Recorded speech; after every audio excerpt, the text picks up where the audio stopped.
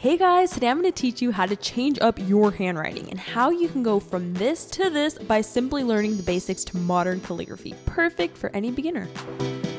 So let's begin with the principles. So calligraphy focuses on upward strokes and downward strokes, as well as how much pressure you need to apply to each letter to give it its own personality. So the basics are that when doing upstrokes, you want to make these lines have as little pressure as possible so that you can create thinner lines. Now for downward strokes, it's actually the opposite, and these strokes will always be thicker and more bold. So in order to do this, the only thing you have to do is to add more pressure on your writing tool to help you create a thick and bold stroke. Now trust me, getting the hang of thin upstrokes and thick downstrokes takes a little bit of time, but with the next basics, you will get it in no time. So you can also try and add a little bit more character to your writing by exaggerating the spacing between letters, or you can also add swirls to the end of each letter to make it a little bit more fancy. So now for the supplies. This is the really fun part. I'll be using the Crayola supertips, which are super inexpensive and mimic a real calligraphy marker.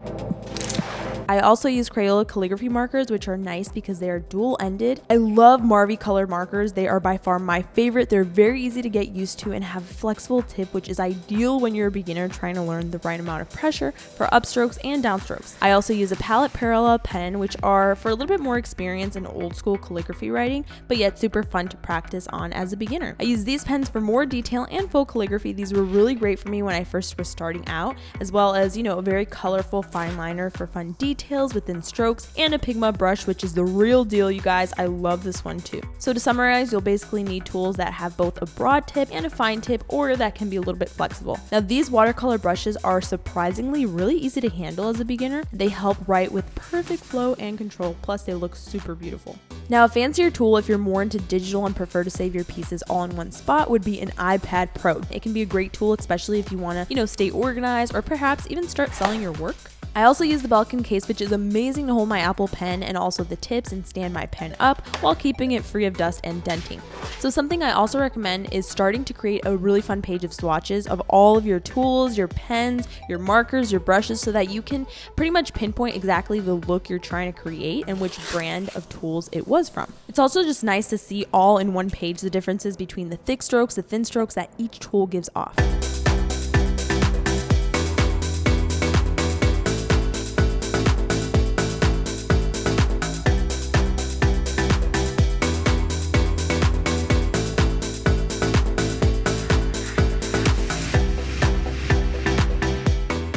Step 3 is to master your cursive. Now you don't need to be an expert or write quickly. One of the biggest mistakes with calligraphy is people think it's a very quick process, but you should actually take your time. You should lift your hand after every other letter to really observe how you plan on, connecting the letter from before. It also just gives you more of a playground to not be so hard on yourself and speed through the process. And you can play with more fancy loops, spacings, and even the levels of your letters for a more aesthetic look when you take your time. So here I just wrote welcome, and essentially this is how it works. So when your pen pulls down towards the bottom of the page, this is a downward stroke, and as you can see, it's actually thicker, and when you go up it will be thinner, and you create this by decreasing the amount of pressure on your writing tool. So take a look at the arrows for a little bit more guidance.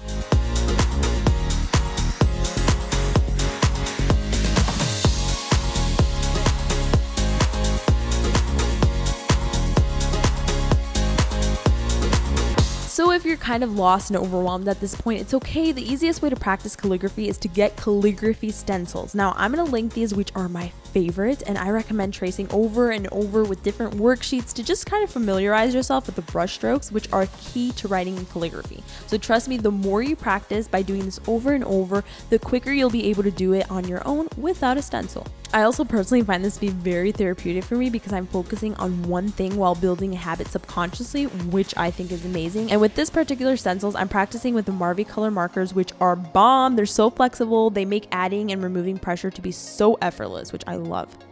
Now you can also fake it till you make it. So I'm going to show you some super simple calligraphy effects to trick yourself into changing up your handwriting. So after you write your words, you can use any of these to spice up any word. So you can leave it normal and cursive, or you can add a parallel line in all the downstrokes for a double line effect. You can also do the same thing but trace it in to add the calligraphy touch, or for a more decorative feel, add some lines between the blank spaces. You can truly get as creative as you want with this and create all sorts of styles and font looks.